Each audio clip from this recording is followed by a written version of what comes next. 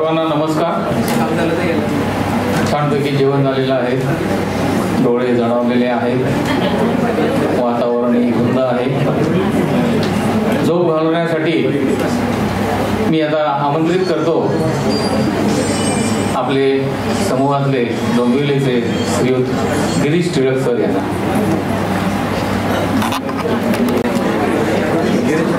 Head Hunter Girish Tilak अशी त्यांची खरी ओळख आहे. Head Hunter Girish Tilak.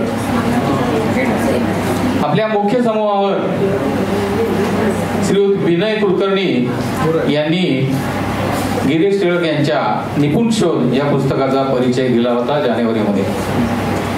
Head Hunter आणि निपुण शोध या दोन्ही पुस्तकांची मूळ कल्पना गिरीश सरांची आणि या पुस्तकाचे लेखांकन केले आहे सुमेध वडावाला रिजबूड यांनी. मनुष्यबळ संसाधन पुरवणे असा उद्देश असलेली सरांची रेझ्युमे RESUME आपण रेझ्यूम म्हणतो पण सर म्हणतात रेझ्युमे ही संस्था या क्षेत्रात विशेष कार्य करते. या संस्थेला 25 वर्ष पूर्ण झालेली आहेत. हेड हंटिंग म्हणजे एखाद्या व्यवसायाला अथवा स्टार्टअपला CEO किंवा CFO अशा उच्च पदस्थ व्यक्ती शोधून आणून त्यांची नियुक्ती त्या त्या संस्थांमध्ये करणे हे या रेझ्युमेचं मुख्य कार्य आहे. एक प्रकारे हे जोहरी म्हणजे रत्नपारखीच म्हणूयात. क्लायंट कडून रिक्वायरमेंट आली की कंपनीची इत्थंभूत माहिती गोळा करून त्या विशिष्ट क्षेत्रात असणारे असे हिरे शोधायचे आणि त्यांना कंपनीतर्फे योग्य ऑफर्स देऊन दोन्ही बाजूनी विन विन सिच्युएशन होईल असे यशस्वी डील साधायचे असा एकूण यांच्या कार्याचा सारांश आहे. आणि हे खरंच खूप अवघड काम आहे.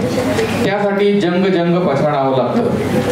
पदाला लागणाऱ्या डोमेनचा डिटेल अभ्यास असावा लागतो. आतापर्यंत सरांनी hospitals, multiplex, ready mix concrete, floor glass, container glass, auto ancillaries, medical devices, cosmetics and personal care, precision machine tool, private equity funds अशा विविध क्षेत्रांसाठी 1000च्या आसपास कोअर ब्रेस पुरवलेले आहेत. मुलांना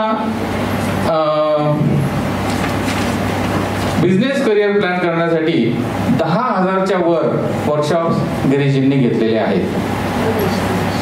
त्या व्यतिरिक्त बिझनेस कन्व्हेन्शन्स सुद्धा त्यांनी घेतलेली आहेत. आणि born and brought up in Dombivli असे हे गिरीश सर 85 ते 95 नोकरी करत होते. त्यांचं शिक्षण BA MBA असं आहे. रुईया कॉलेजमध्ये त्यांचं शिक्षण झालं. आणि थोडंसं पर्सनल माहिती मिळावी म्हणून मी सरांना फोन केला. सर जराशी ही माहिती मला मिळाली, तुमची काही पर्सनल माहिती मिळेल का? तर त्यांनी सुरुवात केली, मला एक बायको आहे. पुढचे काही क्षण जरा निशब्द गेले कारण मी ही समदुःखी ते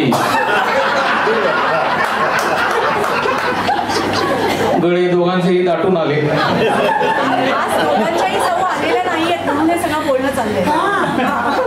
असते तरी बोलतो असतो आम्ही, कारण आम्ही आता कोणीच एकमेकांना सोडू शकत नाही. एक बायको म्हणाले, एकच बायको दाटून आले. ते म्हणाले एक बायको आहे म्हणजे माझी बायको आहे, म्हणजे तुम्ही समोर सुखी आहात, सोडून गेली नाहीये.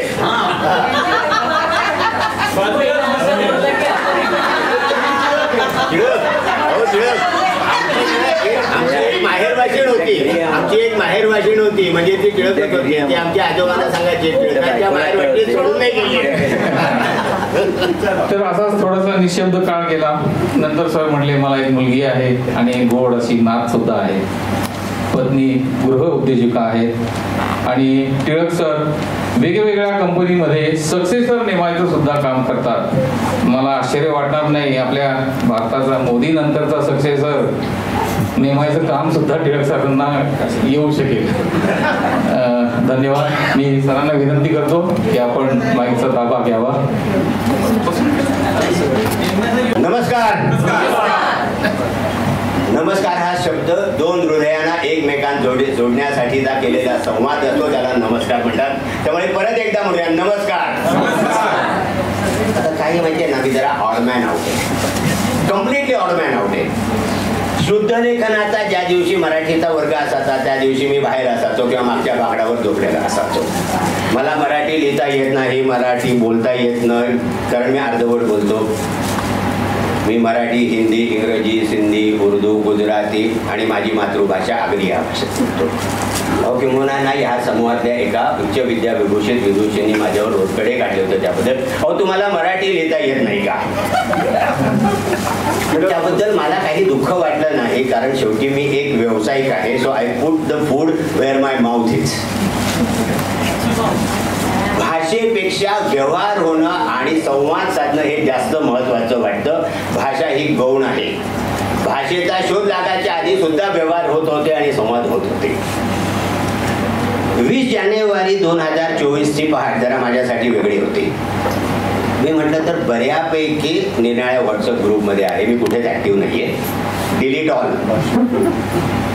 त्या दिवशी अचानकपणे आमच्या भावांनी 5:15 वाजता मला निपुण शोध या पुस्तकाचं पुस्तक परीक्षण माननीय विनयजी कुलकर्णी नाशिकचे जे HL मध्ये काम करतात त्यांनी दिलं होतं, ते मला पाठवलं आणि त्यामुळे मी या पुस्तकप्रेमींचा समूहाचा सदस्य झालो. आता म्हटलं ना तर मी ऑडमॅन आउट का आहे? मला शुद्ध लेखन येत नाही. मला अलंकार, भाषा आणि ज्या ज्या काही मराठीतल्या संज्ञा आहेत ना त्या माझ्यासाठी चायनामध्ये जे व्हेजिटेरियन जेवण देतात ना तसं अकलानी आहे. मी बँकेत पण नोकरी केली नाही. बँकेचा माझा संबंध CCचं डील निगोशिएट करण्यासाठी पुरेसा आहे आणि बँकेमध्ये सिंपल आहे, तुमच्याकडे ओव्हरड्राफ्टसाठी फॅसिलिटी असेल किंवा मॉर्गेज करायला तयार असेल तर बँकेचा तो धंदाच आहे. आता जेव्हा मला असं दिवटे सरांनी विचारलं, श्रेया त्यांनी विचारलं की तुम्ही बोलाल का? मला माहिती आहे श्रेयाताई अशी वॉच ठेवून बसलेले आहेत, धन्यवाद त्याबद्दल. मी नमनाला चमचाभर तेल आधी आणि नमनाला 2 चमचे तेल नंतर घेऊन मी 12 मिनिटं बोलणार आहे. तो टाइम स्टार्ट्स नाऊ. आता माझ्याबद्दल काहीतरी माहिती सांगितली तुम्हाला ना, मी माझी जरा वेगळ्या प्रकारे ओळख करून देतो. बघा इथे ना दाढीवाले 2-3 जणच आहेत, त्याच्यापैकी मी एक आहे. आमच्या कोपऱ्यावरती शालिमार नावाचा सलून आहे आणि शिवाजी वैद्य म्हणजे बाळू नावी हा गेले 35 वर्ष आमची हजामत करतोय. म्हणजे मी, माझा मोठा भाऊ, माझे पुतणे, माझे वडील, अख्ख्या खानदानाचा तो हजाम आहे. तो मला नेहमी म्हणायचा काका तू काय करतोयस? कारण मी डॉक्टर नाही, मी इंजिनियर नाही, सॉफ्टवेअर इंजिनियर नाही, साहित्यिक नाही, कवी नाही, इंजिनियर नाही, काहीच नाही हो. मी फक्त फोनवर बोलत असतो आणि इकडून तिकडे फिरत असतो. म्हटलं वेळ येईल तेव्हा तुला सांगेन. आणि एक दिवस वेळ आला, रविवारी असंच कुठेतरी बडबडायला जायचं होतं. मी साहित्यिकांच्या प्लॅटफॉर्मवर तुम्हाला कधी दिसणार नाहीये, मी एंटरप्रेनर्सच्या प्लॅटफॉर्मवर दिसणार आहे, बिकॉज आय एम एंटरप्रेनर. 5 खुर्च्यांपैकी 4 खुर्च्या रिकाम्या होत्या आणि बाळू नावे माझा 20 मिनिटाची दाढी 40 मिनिटं झाली तरी करत होता आणि सारखे फोन घेत होता. म्हटलं बाळू शेठ काय झालं? तुम्हाला काका उद्या रविवारी आणि माझे 4 कारागीर रजेवर आहेत आणि रविवार म्हणजे उपनगरांमध्ये किंवा शहरांमध्ये धंद्याचा दिवस असतो. म्हणजे दुर्दैवाने ही परिस्थिती आहे. माणूस रविवारी मेला नाही, आठवारी मेला तर आपण म्हणतो चायला रविवारी का नाही मेला, सुट्टी वाचली असती. ही सद्य परिस्थिती आहे समाजाची भीषण. म्हटलं आज मी तुला सांगतो माझा बिझनेस. म्हटलं मी तुला आत्ता 4 कारागीर आणून दिले तर काय, तुम्हाला 50% ऑफ द प्रॉफिट. म्हटलं माझं दुर्दैव आहे की मी उद्या काही 1000 रुपये मिळवायचे विसरलो, मी माझं नुकसान होणार आहे. कारण मी हे कारागीर शोधत नाही, पण मी कारागीर शोधतो, कुठचे कारागीर शोधतो. जर सेंट गोविंदला जगामध्ये कुठेही ग्लास टेक्नॉलॉजीस लागला तर Girish Tilak one stop shop आहे. Aster DM healthcare 3rd largest healthcare group जगामधला आहे. जर त्यांना ब्रेन लागले तर गिरीश टिळक असतो. जर यशराज चोप्राच्या यशराज स्टुडिओला जे कोर ब्रेन लागले आहेत ते तुम्ही सगळी गाणी बघता आणि त्याचं रेडिओ साऊंडिंग रेकॉर्डिंग आणि कसे असते तर गिरीश टिळक असतो. असे कित्येक कारखाने आहेत की त्यांच्यामधले तंत्रज्ञ माझे आहेत. आज असे कित्येक हॉस्पिटल्स आहेत त्याच्यामधले निपुण डॉक्टर मी आहे. किंवा कोल्हापूर शहरामधले ते बरेच जण आहेत. ॲस्टर आधार कोल्हापूरचे जे कोर 12 जण मी टीम आणली. प्रॅक्टिकली 12 डॉक्टर कोल्हापूरच्या पंचक्रोशीमधले जे भारतामधल्या निरनिराळ्या शहरांमध्ये होते. त्यांच्या घरी जाऊन मी त्यांना बुद्धवून आणले. किंवा 4 डॉक्टरनी मला, त्याच्या आई वडिलांनी मला नमस्कार केला घरी बोलवून, की आम्ही आशा सोडली होती की आमची मुलं कोल्हापूरमध्ये परत येते. तर मी कलाकार शोधतोय, असे कलाकार शोधतो. दुर्दैवाने माझ्या आयुष्यामध्ये भावभावना आणि कल्पना विलास वगैरे असल्या संबंधांना स्थान नाही. कारण मी व्यावहारिक जगामध्ये मारे माटे केटला या विषयावर मी जगतो आणि जग तसंच चालतं आणि जग तसं चालतं म्हणून आज आपण इथे 100 जण 200 जण मजेत एन्जॉय करू शकतात. कारण ह्या सुविधा उत्पन्न करणारे जे जगभरात टेक्नॉलॉजिस्ट काम करतायत म्हणून आज आपण इथे आहोत आणि मी त्यांच्याबरोबर असतो. 2 मिनिटं काही. मला माहिती आहे माझा विषय हेडहंटिंग आहे, पण मी हेडहंटिंगवरती बोलणार नाही आहे. कारण प्रॉबेबली मला माझ्या व्यवसायाचं मार्केटिंग करायला लागावं 27 वर्षानंतर अशी वेळ माझ्याकडे आली नाही आणि मी सेल्स मार्केटिंगवरती 0 कॉस्ट घालवतो. मला ब्रँड अँबॅसेडर, माझे कॅन्डिडेट जे आहेत ते माझे ब्रँड अँबॅसेडर असतात. किंवा या सभागृहातच एक ब्रँड अँबॅसेडर बसलेले आहेत. उद्या त्याच्यावर माझ्यावरती कविता पण तुम्ही ऐकणार आहात. म्हणून मी अशी काही पुस्तकं निवडलेली आहेत जी इंग्रजी आहेत, पण ती पुस्तकं वाचून माझ्या स्वतःच्या आयुष्यामध्ये मी माझं स्वतःचं अपग्रेडेशन करतो आणि स्वतःला सतत निपुण शोध करण्यासाठी, निपुण होण्यासाठी मी ती पुस्तकं वाचतो. आणि शेवटी माझं जे पुस्तकं वाचन आहे किंवा माझा कुठचाही अभ्यास आहे हा समाजात काय घडतंय. कारण शेवटी माझा माणसांनी माणसांसाठी आणि माणसांबरोबर किंवा मानवी मनाबरोबर केलेला व्यवसाय, माझं प्रॉडक्ट माणसाचं मन आहे. त्यामुळे मला ऑस्कर वाईल्डचं पिक्चर ऑफ डोरियन ग्रे खूप भावतं. जिथपर्यंत मी समोरच्या माणसाला भावून टाकत नाही तिथपर्यंत मी त्याला वश करून अमेरिकेत होतून मुंबईत आणतो आणि मुंबईवरून इंदूरला पाठवून देऊ शकत नाही. त्यामुळे मला ऑस्कर वाईल्डचं पिक्चर ऑफ डोरियन ग्रे आवडतं. मला आयन रँड खूप भावते. किंवा आयन रँड ही 1914चं वी द लिव्हिंग 1918 साली झालेलं पहिलं पुस्तक आणि ॲटलास श्रग्ड मधला जो सिक्वेन्स आहे, एका घेटोमध्ये जन्माला आलेलं पुस्तक socialism to capitalism of the real virtue night of 14 फेब्रुवारी पासून ते फाउंटन हेड पासून ते ॲटलास श्रग्ड, एका लेखिकेचा इव्हॉल्वन्स ऑफ द थॉट. आज जेव्हा मी कुठच्याही साहित्याचा विचार करतो, जेव्हा कुठचंही पुस्तक वाचतो, तेव्हा मी वाचताना त्याचं पहिलं पुस्तक आधी वाचतो आणि त्या क्रमाने वाचतो. कारण प्रत्येक माणसाची जडणघडण होत असते. आणि मी जेव्हा जेव्हा जॉन गॉल्ट वाचतो 21 पानाचं भाषण ॲटलास श्रग्ड मधलं, तेव्हा मी स्तब्ध होतो आणि तो म्हणतो आज भारतामध्ये हीच परिस्थिती आलेली आहे का. तर जगामधले सर्व तंत्रज्ञ, सर्व इंजिनियर, सर्व डॉक्टर, सर्व शास्त्रज्ञ, सर्व प्रोफेसर, सर्व जस्टिस, आपण सगळ्यांना शिव्या देतो. जर सर्वच जग संपावर गेलं तर आपल्या सामान्य माणसांचं काय होणार आहे. त्यामुळे आपल्याला अडाणी हवेत, आपल्याला अंबानी हवेत, आपल्याला किर्लोस्कर हवेत, आपल्याला टाटा हवेत, आपल्याला चांगले डॉक्टर हवेत, आपल्याला चंद्रचूडांसारखे जस्टिस हवेत, आपल्याला चांगले प्रोफेसर हवेत. पण आपण ह्यांच्याच नावाने बोटं मोडतोय. त्यामुळे मला ते भावतं.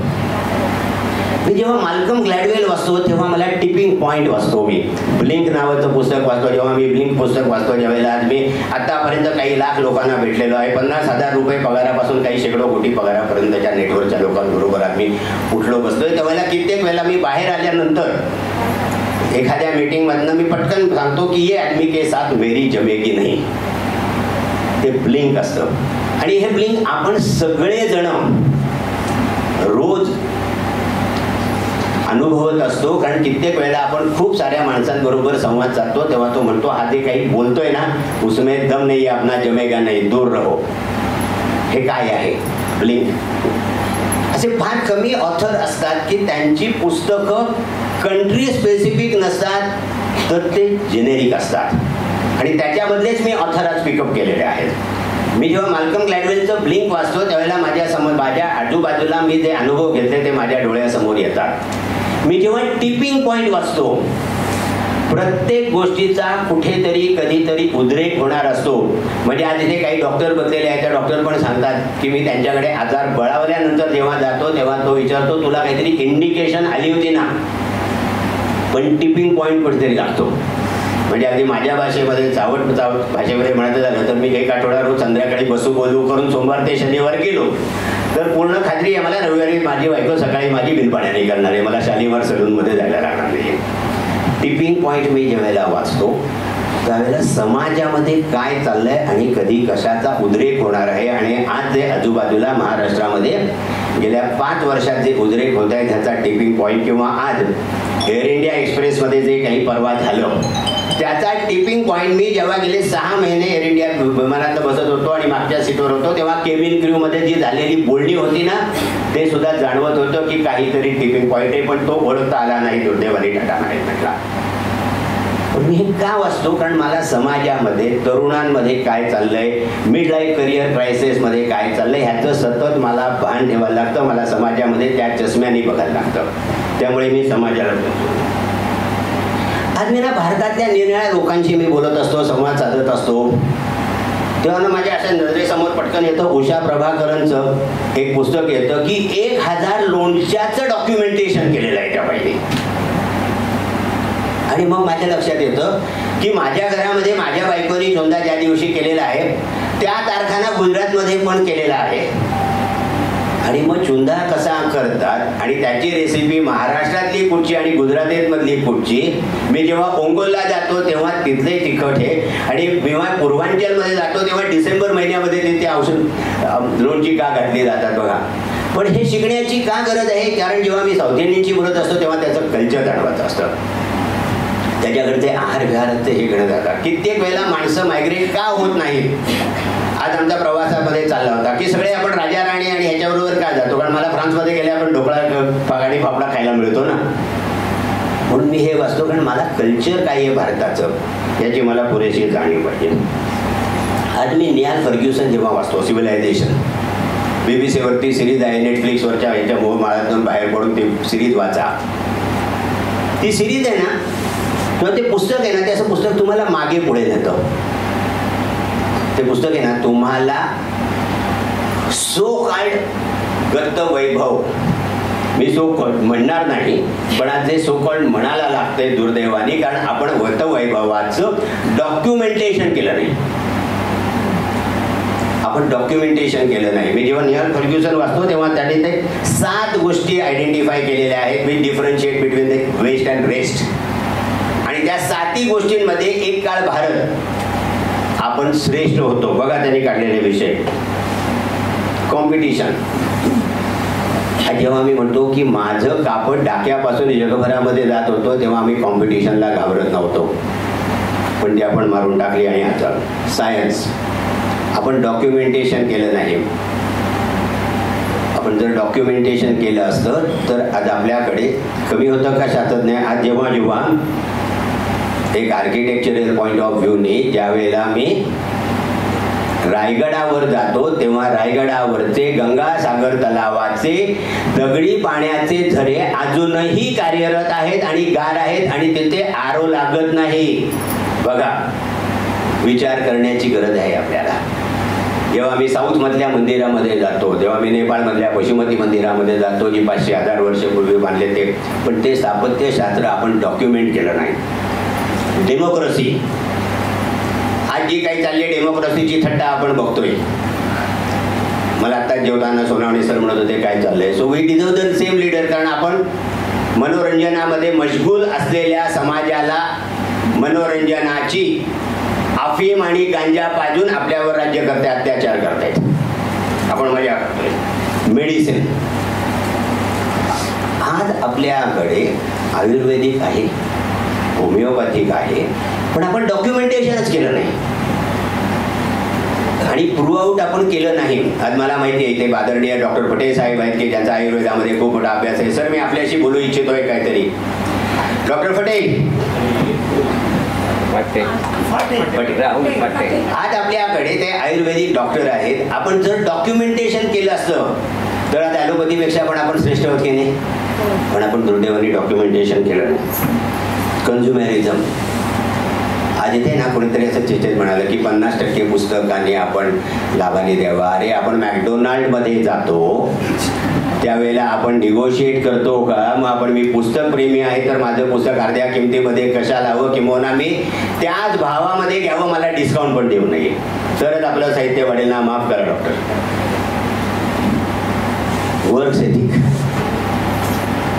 वर्क एथिक्स हा एक मोठा चॅलेंज आहे जो इंडस्ट्रीमध्ये मी रोज बघतो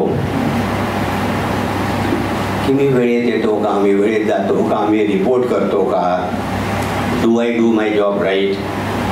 वर्क एथिक्स आपण फॉलो करतोय का? आपले जर साधे टाइम मॅनेजमेंटचे धडे वापरले तर आपल्याला माझ्या मते श्रेया राजवाडेंसारखी एखादी हंटर घेऊन बसणारी इथे ॲडमिनिस्ट्रेटर लागणार नाही जर आपण वर्क एथिक्स पाळले. मी एरिन मेयरचं कल्चर मॅप वाचतो. एरिन मेयरचं कल्चर मॅप का वाचतो? कारण मी ज्या वेळेला निरनिराळ्या संस्कृतींमध्ये खेळतो, इथे जेव्हा असं म्हटलं जातं की दर 12 मैलावरती भाषा बदलते असं आपण म्हणतो. देशस्थ ऋग्वेदी, कराडे, यजुर्वेदी, कोकण असतो. हो, या 4 ब्राह्मणांपैकीच आमच्या एकमेकांची कुंडल्या जमत नाहीत. तर मी इथनं चायनीज माणसाशी पण डील करणारे आणि रशियन माणसाची पण डील करणारे आणि स्वित्झर्लंड मधल्या माणसाची पण डील करणारे कल्चरल मॅप जर आज मी बोल्ड आणि रेडमध्ये लिहिलं इंग्रजी माणसाला तर तो त्याचा अपमान आहे, आणि आपल्यासाठी हायलाइट आणि बोल्ड केलं म्हणजे मी वरून सांगितलं. You can do it in subtle way also. हे मला कोण शिकवतं तर एरिन मेयर शिकवते. मी काल न्यूपोर्ट वाचतो आणि अ वर्ल्ड विदाउट ईमेल. आमचं हे प्रोफेशनलचं जग आहे ना, आमच्याकडे मेल आदळत असतात सारखे. पूर्वी ब्लॅकबेरी नावाची एक संस्था होती, ती म्हटलं तर छान होती, ती पुश होती. आता एक बरं आहे, आता पुल आहे. मी माझं नेट ऑनलाईन केलं तर माझ्या मोबाईलमध्ये येणार नाही आहे, पण मी माझ्या ईमेल वाचनाचं नियोजन जर योग्य प्रकारे केलं आणि मी त्या ईमेलला तिथल्या तिथे उत्तरं शिस्तबद्धरित्या दिली तर मला आज माझा खरं म्हणजे माणसांचा आणि कम्युनिकेशनवरचाच व्यवसाय आहे, पण माझा फोनच वाजत नाही. माझा फोन वाचतो तो फक्त स्पेसिफिक कामांसाठीच वापरतो, कारण ईमेलद्वारे केलेलं कम्युनिकेशन मी इफेक्टिव्हली करतो का. त्यामुळे मी दिवसातनं 1-2 वेळेला ना काल न्यूपोर्टचं तो email manage world without email वाचतो. काल न्यूपोर्टचं मला दुसरं पुस्तक आहे, ते मला खूप जास्त भावाला लागलेलं आहे हल्ली, डिजिटल मिनिमॅलिझम. आपण आपल्या सगळ्यांनी आपलं व्यक्तिगत आयुष्य समाजाला गहाण टाकले. मी सतत काय करतोय याचा अट्टहास. मुळामध्ये जेव्हा मी एकीकडे म्हणतो मी जी काही आयुष्यात गोष्ट करतो ती मी स्व आनंदासाठी करतो, मी स्वतःसाठी करतो, हे जेव्हा आहे त्यावेळेला मी खरोखर मी सतत काय करतो हे सांगत राहायचं का? काही गरज आहे का? कारण मी ज्यावेळेला एकीकडे म्हणतो मी स्व आनंदासाठी करतो, त्याच्या विरोधी, आणि if you are the real quality world is going to come to you. किंवा आपण पर्यावरण ह्या विषयावरती आपल्यासारखे वाचक वर्ग आपण भरभरून बोलतो अगदी, पण जेव्हा एक गोष्ट लक्षात घेतो का मी FB वरती माझी जी एक पोस्ट आहे ना ती अजून पर्यावरणाला घातक आहे. आजच सकाळी आम्ही बोलत होतो प्रवासामध्ये. आज FB, मायक्रोसॉफ्ट, गुगल ह्या सगळ्यांचे जे सर्व्हर आहेत ती काय प्रचंड उष्णता क्रिएट करतायत. तिची प्रचंड उष्णता क्रिएट करतायत. आज ज्या वेळेला तुम्ही एखाद्या ऑफिसमध्ये जाता आणि ऑफिसच्या बाहेरच्या सर्व्हर रूममध्ये जाऊन बघितलं तर काय प्रचंड जनरेट करतायत. त्यामुळे माझी प्रत्येक FB वरची पोस्ट, माझं प्रत्येक व्हॉट्सअप चॅट 24 तास पोस्टत असतो आपण. त्याने आपण पर्यावरणाला काय धोका पुरवतोय का? काही आपल्या हातात आहे का?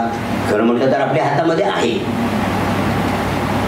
त्यामुळे मी अशी पुस्तकं वाचतो जी मला एक सुजाण नागरिक, चांगला प्रोफेशनल आणि समाजाशी निरनिराळ्या स्तरावरती कनेक्ट करण्यासाठी मला उद्युक्त ठेवून मला वॉरसेवी ठेवतो. मी सदानंद मोरे वाचतो, कारण आज महाराष्ट्रामध्ये जे काही चालू आहे त्याच्या 500 वर्षाचा इतिहास खऱ्या अर्थाने खूप चांगल्या त्यांनी केलेला आहे. मी शिवाजीराव भोसले वाचतो. त्यामुळे आज आपण जे वाचणार आहोत ते with due respect to you all, मी तुमच्या सगळ्यांपुढे खूप सामान्य आणि छोटा माणूस आहे, कारण इथे खूप उच्च विद्या विभूषित अशा व्यक्ती बसलेल्या आहेत ज्यांनी जग जिंकलेलं आहे. पण आज आपण ज्याच्यामध्ये जातोय, आज समाजाची गरज काय आहे, विद्यार्थ्यांची गरज काय आहे, तरुणांची गरज काय आहे आणि त्यांना आपण काय करू शकतो, त्यांच्यासाठी काय करू शकतो, याचे विचार आपण कधी करणार आहोत का? मला माहिती आहे देवटे सर, हा प्लॅटफॉर्म फक्त पुस्तक प्रेमींचा आहे, पण हा प्लॅटफॉर्म विचारवंतांचा पण आहे. ते कारण शेकडो विचारवंत इथे बसलेले आहेत की ज्यांनी जग जिंकलेलं आहे आणि हजारोनी पुस्तकं लिहिलेली आहेत त्या सगळ्यांनी मिळून. मग आज तरुणांच्या गरजा काय आहेत आणि आपण आज त्यांच्यासाठी काय करू शकतो आणि त्या विषयावरची पुस्तकं ही जी रिअल टाइम गरज आहे, करिअरवरची पुस्तकं, बिझनेसवरची पुस्तकं, हेल्थकेअरवरची पुस्तकं जी आपल्याला रोज लागणार आहेत त्यावरचे आपण विचार करणार आहोत का? आज तुम्ही अतिशय यशस्वीरित्या, अतिशय कौतुकास्पद आहे किंवा मी असं म्हणतो की मराठी भाषा दिन गेले 4 वर्ष पुस्तकप्रेमी समूह रोजच साजरा करतोय. आज ही जी आपण शक्ती तयार केलेली आहे ती शक्ती त्याच्या पुढे कुठेतरी जाऊन भाषा संवर्धनासाठी फक्त पुस्तकाचं परीक्षण आणि त्याच्यावरती 24/7 पोस्टी, त्याच्यापेक्षा आपण, आज माझी मुलगी मराठीची लेक्चरर आहे पण मराठी महाविद्यालयाच्या सीटच नाही आहेत महाविद्यालयांमध्ये. आज ती कॉलेजमध्ये टीचर आहे, ती जनरल क्लासमध्ये आहे, त्यामुळे आम्हाला तिला रिझर्व कॅटेगरीमधली सीट असली 1 लाख रुपये पगाराची तरी तिला मिळणार नाहीये. आधी मराठी भाषेची महाविद्यालयात असलेली परिस्थिती आहे. तर आपण त्याबद्दल काही असं कार्य करायचे विचार करू शकतो का? आणि असे कुठचेही कार्य जे समाजात बदल घडवतील आणि ते सुसंगत असतील आजच्या पिढीला, अशा कुठच्याही विधायक कार्याचा विचार करणं. आज जी इथे ऊर्जा तयार झाली आहे, आज मी पहाटे उठतो तेव्हा रात्री 12 वाजता आलेला पहिला मेसेज मी डॉक्टरांचा वाचतो, 12 वाजता आलेला असतो मेसेज. म्हणजे 24/7 इथे विचार केला जातोय. मग त्याच्यासाठी आपण काही विधायक कार्याचा विचार करू शकतो का? मला माहिती नाही, कारण तुम्ही सगळेच जण माझ्यापेक्षा ज्ञानाने, बुद्धीने, धनाने, लक्ष्मीने, आरोग्याने आणि अनुभवाने शेकडो मैल श्रेष्ठ आहात. पण काहीतरी असा विचार करावा. मला माहिती आहे मी जरासा वेगळा विचार मांडलाय, त्याबद्दल क्षमा मागतो. पण कधीतरी 2 मिनिटं बसून प्रत्येकाने दिवसात विचार मंथन करायची वेळ आज मराठी समाजाला आलेली आहे. अदरवाईज आपले सगळ्यांचे ओल्ड एज होम असतील झालेले आणि आपली मुलं कॅनडा आणि अमेरिकेत आणि जगात असतील. मी ओल्ड एजमध्ये असेल किंवा कॅनडामध्ये, अमेरिकेमध्ये एका रूममध्ये दिवसभर TV बघत बसलेला निष्प्राण म्हातारा असणार आहे 30 वर्षांनी. त्यामुळे आपण काय करणार आहोत याचा विचार करावा अशी मला आपल्याला नम्र विनंती आहे. मी जर कोणाच्या भावना दुखावल्या असतील तर त्याबद्दल मी दिलगिरी व्यक्त करतो. पण मी टिळक आहे आणि समाजाला काय असायला हवं याचा विचार जर आपण केला नाही तर माझ्या मते समथिंग इज समवेअर रॉंग. करमणुकीच्या कॅन्सरमधून कृपा करून आपण दिवसातला 1 क्षण तरी बाहेर काढा आणि विचार करा इथे बसलेल्या तरुणाईच्या गरजा काय आहेत. बस, धन्यवाद.